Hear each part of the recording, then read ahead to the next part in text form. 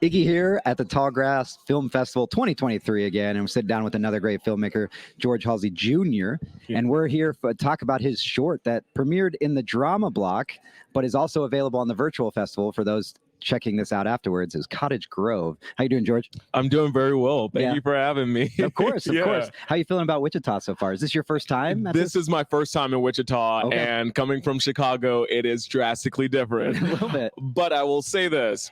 I love walking around. When I got here, I walked around the town and I'm like, I like this place. I can vibe out here. Yeah, we do these live streams like all weekend at this, and every year one of the recurring themes is how kind of artsy and cool and the good vibe of the downtown scene here in Wichita that most visiting filmmakers don't expect. Yeah, I was walking around like, okay, staking out where I'm at, because when I go to Newtown, I'm like, I don't know what the vibe is. I don't know the people. I'm a black man. Sometimes like, I don't know.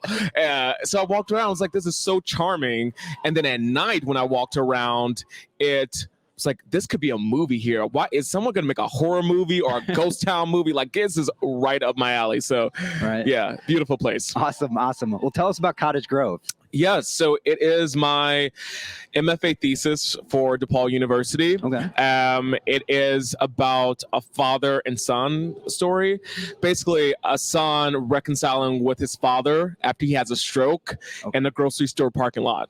Oh, okay. Yeah. That's two people, one car, one location, with a whole lot of baggage and stuff to go through. Yeah. That's a dramatic short. It is a dramatic short.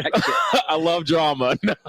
There you go. Did you sit in on the block, the whole block? I did. And it was great, to be honest. Yeah, it was so many different perspectives, and I'm a very emotionally driven person, and I was emotionally attached to all the films that were there. So I'm super grateful that I was in the block, and yeah. That's a good way to put it. I like that, emotionally attached person, because I usually just say I'm a crier when I watch movies, but now I can use that I'm emotionally attached to these plots. Yeah. That's what makes me cry at these things. I think that's, the beauty of drama. When it's done well, you move people. That's right. Or even every genre, really. Yeah. If it's if the art is honest, if it's in comedy, if it's in horror, if it's something that is real in there, it will impact audiences. And as I was sitting there, I watched my film. I always cry for that film, but I was just blown away from the perspective of all these directors who are exposing themselves one way or another through their film. Perfect. And I'm sure you said you always cry with your film. I mean, that's not just the film itself, but you said it's your MFA thesis. So this is a milestone marker for your career and life even, right? Yes. Yeah, I'm glad I graduated, so that happened. But the story is loosely inspired by a moment from my dad. Okay. So prior to 2019, my dad was not a part of my life because of a divorce and estrangement and all that. And so weirdly enough, he got connected back to me through his girlfriend with one of my films. Really? And yeah. The world is weird. And then 2021, he had a stroke. Okay. And the premise of Cottage Grove mirrors that of my personal experience. I picked him up from the hospital with his girlfriend. We stopped at a grocery store. His girlfriend went in the store, and it was the first time my dad and I sat together in one space. All right. Without family around, with other distractions. It was the first time we were together, and it was awkward. It was a lot of things that were unsaid, a lot of tension that was there because he had health issues. I had my own anger and stuff from him, but we found common ground through jazz music. There you go. So the film is basically everything I wanted to say to my dad in that moment, coupled with stories from some of my guy friends about issues they have with their dad, and stories I hear on the bus in Chicago. And the theme of it, the core of it, is to get an apology from a parent. Okay. Yeah. For sure. Do you feel the actors in the film caught what you had felt? Did they do a good job? It's a tough question. Yeah, no, right? it's yes, they did. Okay. And one of the things that I learned early on before graduate school, but transitioning from acting into directing, screenwriting as well. It's if it's not dramatic on the page, it won't be dramatic on the screen. Right. And it was dramatic on the page. And so to see the actors audition, particularly the two leads, they grasp the subtlety of it, which is needed for the story. Because oftentimes when you see parent relationship, it's like arguing and blah, blah, blah. I come from a community where we don't express our emotions. We talk in subtext a lot, and two black men trying to like cry, that's not happening. Right. So they really got the sincere nature of the film and the script and translated on screen. So I'm very proud of their work. Awesome. Very proud. Awesome. That's great to hear. And again, for those that will be watching this interview, it is available on the virtual festival, so they can check it out still. Not to mention, I'm sure it'll be at other festivals too. Yes. So, so obviously your film was the best film in the drama block. What was the second best film in the drama block? It was a strong option in the blog. You're not going to give me because they're not going to. Okay. I don't know. Okay, what's another one you like that just stood out to you, I guess? Okay, so I'm bad with names too. Okay. But the first one in the dramatic short, I got a little like teary-eyed. Again, I think the programmer for the shorts category was she's very seasoned. She put a father-son story at the beginning, father-son story at the end. So we bookmarked each other. So the first story was great. The second one, oh my God, it's called Footprints. Okay. Oh my God. I love that. See? It was great. It was great. Like totally different experience, cultural experience, but I felt the protagonist's desires and wants, and I'm not going to spoil anything, but watch it. It's well deserved. Yeah. Awesome. We'll have to check it out ourselves. It sounds great. Now, before we started recording, you were talking about like another project. Are you already on to the next one? Is that what I'm slowly going, it's, okay. I'm grateful for graduate school, for the way the system is to like project after project after project. But when I made Cottage Grove, I attacked it in a different way where it's like, if I don't feel inspired, I'm not going to write.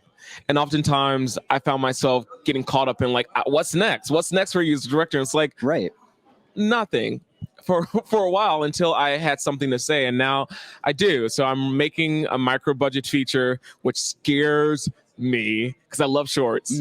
But it's needed. It's about a older black man going through a heartbreak. Okay. And I went through a heartbreak last year, and that like rocked my world. But oftentimes they're in like, I won't even say a romantic comedy or anything like that, or drama when it deals with heartbreak. It's always through a woman's eyes, or if it is through a man's eyes, there's either a white man or it's like a comedy. And those two things are okay and are great, but I really want to explore the perspective of men my dad age, my uncle's age, how they deal with their emotions through something that is life-shattering as a heartbreak or a breakup.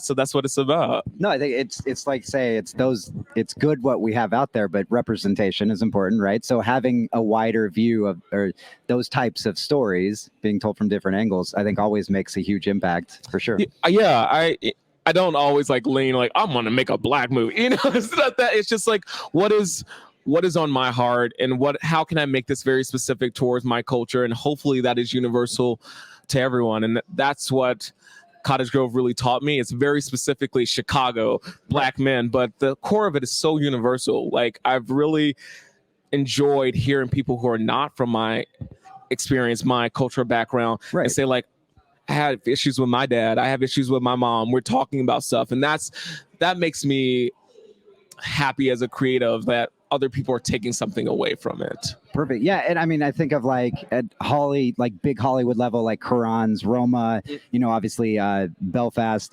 Those are like very personal stories. So when we watch them, it's easier to connect with. And it sounds like that's kind of what you're saying here is if I'm telling the stories I know, I can put that emotion on the screen like they did, and it makes it easier for the audience to connect. Exactly. I think that goes for every genre. Like, it doesn't have to be drama because everyone's like, I want to do drama. Like, but if it's very specifically yours for sci-fi, for comedy, for horror, it makes it more universal because it's like you're being personal, you're exposing yourself. That gives me permission as an audience member to feel, to connect in a real way.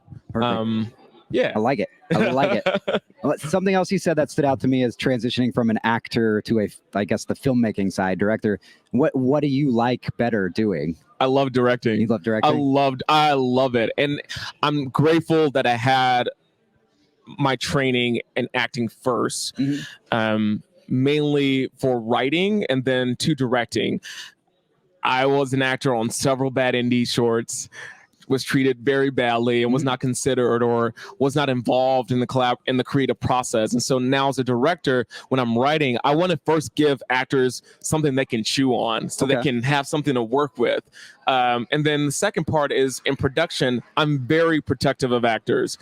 Just like crew members are putting in so much work to put up a light and continuity and sound is making sure things are perfect for, post-production, actors need that protection as well. Being so vulnerable, continuing to be in a moment over and over, take after take, it's a skill. And so being on the other side and knowing how it feels when people don't give you that space or covering for that, I make sure I have that on my set. It's like being promoted from within. You know what the team's taking care of, right? Exactly. And that, you know what? I found it gives actors more freedom to fail. And instead of trying to impress me as a director, because that's what actors want. They want validation. Like, did I do a good job? Right.